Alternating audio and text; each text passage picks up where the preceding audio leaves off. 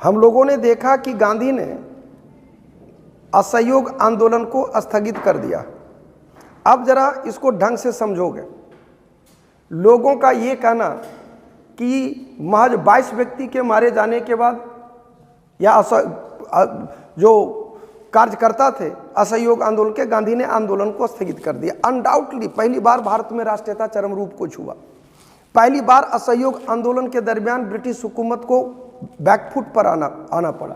British हुकूमत चाह करके भी विरोध नहीं कर पा रही थी, क्योंकि असहयोग आंदोलन के दरमियान किसी ने ब्रिटिश हुकूमत के किसी भी कानून का उल्लंघन नहीं किया। सवाल यह पैदा होता है कि गांधी के द्वारा स्थगित किया गया यह आंदोलन सही या गलत। बात समझ में आ रहा है? गांधी के एक कथन का पालन एक जगह नहीं किया गया तो क्या आप संपूर्ण देश को सजा दोगे? जब आज़ादी, सुभाष चंद्र बोस का स्टेटमेंट है कि जब देश को आज़ादी मिलने ही वाली थी तो गांधी को आंदोलन किसी भी कीमत पर रोकना नहीं चाहिए। तो क्या गांधी गलत थे या गांधी सही थे? ध्यान रखना, गांधी एक युग थे, गांधी एक दर्शन है, गांधी एक फिलोसफी है। गांधी महज दो अक्षरों का मेल नहीं है। सीधी सी बात समझना, 1920 में आंदोलन की शुरुआत हुई। आप स्कूल छोड़े, कॉलेज छोड़े, सरकारी कार्यक्रमों का बहिष्कार किए, ब्रिटिश हुकूमत के हर एक मोर्चे का आपने क्या किया? बहिष्कार किया। डन है। 1920 से 1922 तक ये आंदोलन चला क्यों? 1920 से 1922 तक आंदोलन सिर्फ और सिर्फ इसलिए चला क्योंकि आंदोलन अहिंसक था। बात समझ में आ रहा है? अगर तुमको कोई मारे और पलट के ना मारो तो मतलब मारने वाला गुनहगार कहलाएगा कि नहीं? हाँ या ना? अगर तुमको कोई मारे और पलटकर तुम ना मारो तो मारने वाला हमेशा गुनहगार कहलाएगा।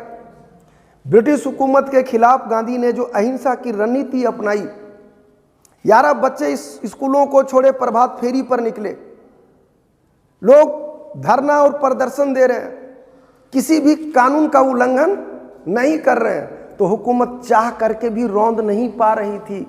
हुकूमत को गांधी ने फंसा दिया। मारे तो फंसे, ना मारे तो फंसे। मारे तो एकदम जनता चीख के कहेगी कि देखो हुकूमत कितनी जालिम है, हुकूमत कितनी क्रूर है कि अहिंसकों के ऊपर, सत्याग्रहियों के ऊपर आक्रमण करती है। बात समझ में आ रहा है कि अगर हुकूमत मारती है, जनता चीख के कहेगी कि ये किस पर आक्रमण कर रही है? सत्याग्रहियों पर आक्रमण कर रही है। और अगर नहीं मारे तो बुतरू इतना बदमाश है कि गुदगुदा के हंसा हंसा जान ले ले। बात समझ में आ रहा है? तेरी सारी व्यवस्था को ठप, ये गांधी की रणनीति कौशल था, ये गांधी की रणनीति का ही परिणाम था। यार, ब्रिटिश हुकूमत के लोग प्रदर्शनकारियों को, धरना देने वालों को, प्रदर्शन करने वालों को, झुंड में चलने वाले लोगों को, कहने का मतलब प्रदर्शन के दरमियान चलने वाले जन समुदाय को हुकूमत उकसाती थी कि गाली गलौज करो, पत्थर मारो, ये करो, वो करो, ताकि हम ये कह सकें कि प्रदर्शनकारी जो उग्र हुए तो उग्र होने के कारण मैंने उसको ठोका, मैंने उसको मारा। लेकिन कहीं मौका मिला था? कहीं मौका मिला था? नहीं मिला था। लेकिन 5 फरवरी 1922 को गांधी के द्वारा, गांधी के कहने के बावजूद कि हिंसा के व्रत, किसी भी कीमत पर हिंसा की ओर मूव नहीं करना है, अहिंसा के व्रत का पालन करना है। अब सत्याग्रहियों ने क्या किया? सत्याग्रहियों ने क्या किया? चोरा चोरी कांड को अंजाम दिया। कितने तारीख को? 5 फरवरी 1922 को। तो 5 फरवरी 1922 को जो सत्याग्रहियों ने 5 फरवरी 1922 को जो सत्याग्रहियों ने हिंसक वारदात को अंजाम दिया, गांधी अवाक हो गए। कारण क्या था कि आज तक, अभी तक ब्रिटिश हुकूमत को कोई बहाना मिला नहीं था। और आज पहली बार ब्रिटिश हुकूमत को घर बैठे एक बहाना मिल गया। अब हुकूमत चीख चिल्ला के कह सकती है कि नहीं कि प्रदर्शनकारी हिंसक हो सकता है? चीख के कह सकता है कि नहीं कि प्रदर्शनकारी हिंसक हो सकता है?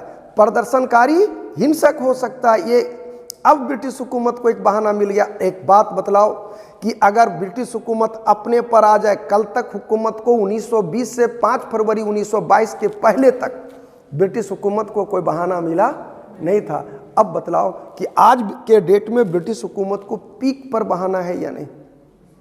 अब ताल ठोक के कह सकता है कि नहीं कि सत्याग्रही हिंसक हो सकते हैं? और अब ब्रिटिश हुकूमत अगर मन लगा के सत्याग्रहियों को रौंद दे, उठा के जेल में डाल दे, सड़क पर धर के ठोक दे, लाठी चार्ज करा दे, कहीं का भी, आखिर जो भी सत्याग्रही जा रहे थे 5 फरवरी को तख्ती लेके तो नहीं चल रहे थे कि हम थाना जाके आगे लगाएंगे सो। अब ब्रिटिश हुकूमत बतलाओ कि इस कंडीशन में अगर मन लगा कि सत्याग्रहियों को ठोक देता, उसके बाद गांधी क्या, गांधी के बाबूजी भी कोई आंदोलन को करने को कहते तो कोई सत्याग्रही रोड पर निकलता क्या है? यही कारण था कि गांधी ने आंदोलन को स्थगित कर दिया। बात समझ में आया? तो अगर इस नजरिए से देखोगे तो कहीं पर भी गांधी गलत नहीं थे, लेकिन अति उत्साह में आकर के सोचोगे कि नहीं अब हमको आज़ादी मिल जाएगी, अगर उस नजरिए से देखो तो आज़ादी कोसों दूर की बात थी। गांधी की रणनीति थी संघर्ष, समझौता और संघर्ष, कि पहले संघर्ष करो, फिर हुकूमत जो भी देती है पैकेजिंग उसके साथ समझौता करो, जो बातें कही गई वो जमीन पर उतर जाए, कही गई बातें दे दी गई, फिर नई मांगों का लिस्ट बनाओ और फिर नए सिरे से संघर्ष करो। मतलब संघर्ष, समझौता और संघर्ष, संघर्ष, समझौता और संघर्ष गांधी की रणनीति का ये महत्वपूर्ण हिस्सा था। बात समझ में आया?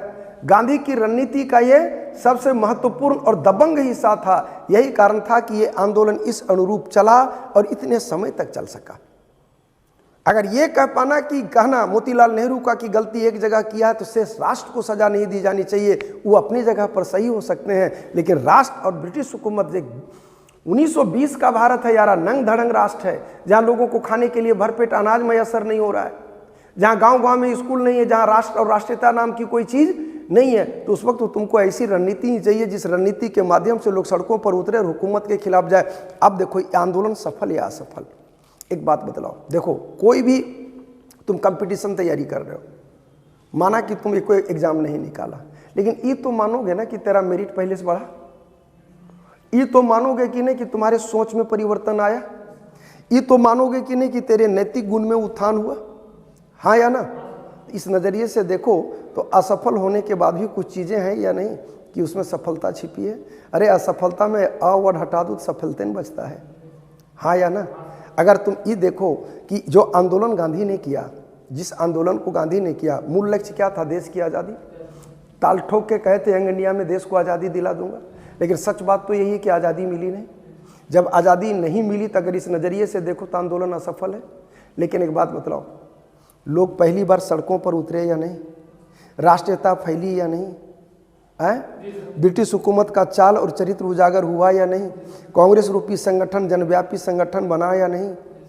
तो राष्ट्रीयता का फैलना, हुकूमत के विरुद्ध लोगों का खड़ा होना, कांग्रेस रूपी संगठन का जनाधार बढ़ना, चरखा का लोकप्रिय होना, हिंदू मुस्लिम एकता में वृद्धि होना, स्वच्छता अभियान चलना, ये सारी वो चीज़ें थी जिन चीज़ों ने, जिस नज़रिए से देखो तो ये आंदोलन 100% सफल रहा। डन है। लेकिन युवा तबका गांधी के पास गए और पूछे कि गांधी हम लोग क्या करें, आंदोलन तो आप रोक दिए, कल तक तो हम लोगों के पास एक करियर था, हम लोगों के पास असहयोग आंदोलन में भाग लेना था, असहयोग आंदोलन के माध्यम से आज़ादी प्राप्त करना था, आपने तो आंदोलन स्थगित कर दिया, अब हम क्या करें? तो गांधी ने कहा कि रचनात्मक काम करो। गांधी को पूछा गया माने मतलब रचनात्मक काम में क्या करना है? तो वही कहे कि हिंदू मुस्लिम एकता पर जोर दो, स्वच्छता अभियान चलाओ, करघा को लोकप्रिय बनाओ, कांग्रेस को जन जन तक पहुंचाओ, ब्रिटिश हुकूमत के चरित्र को बतलाओ। अब बतलाओ यारा, कभी भी युवा तबका को इस सब बात पोसाई पड़ेगा? युवा शब्द को पलटो, क्या बनता है? वायु।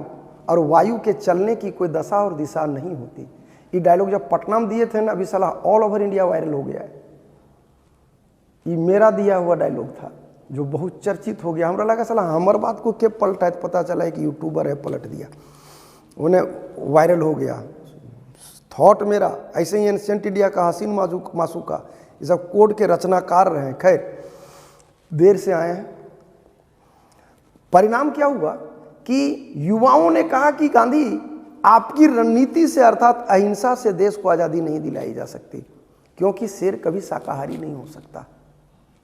शेर कभी शाकाहारी नहीं हो सकता, कभी भी नागफनी में चंपा और गेंदा का फूल नहीं खिल सकता, कभी भी हिंसा का जवाब अहिंसा नहीं हो सकता, कभी भी पत्थर से आंसू नहीं निकल सकता, हिंसा का जवाब हिंसा ही होगा। और यहीं से एक नई विचारधारा आई जो क्रांतिकारी आतंकवाद के नाम से इतिहास में जाना जाता है। रोंगटा खड़ा कर देंगे जिस दिन इस टॉपिक को पढ़ाएंगे। बात समझ में आ रहा है? तो हम लोग मिलते हैं नेक्स्ट वीडियो में। ये समीक्षा था। आप लोग लाइक, शेयर और सब्सक्राइब निश्चित रूप से कर दें। जय हिंद, जय भारत।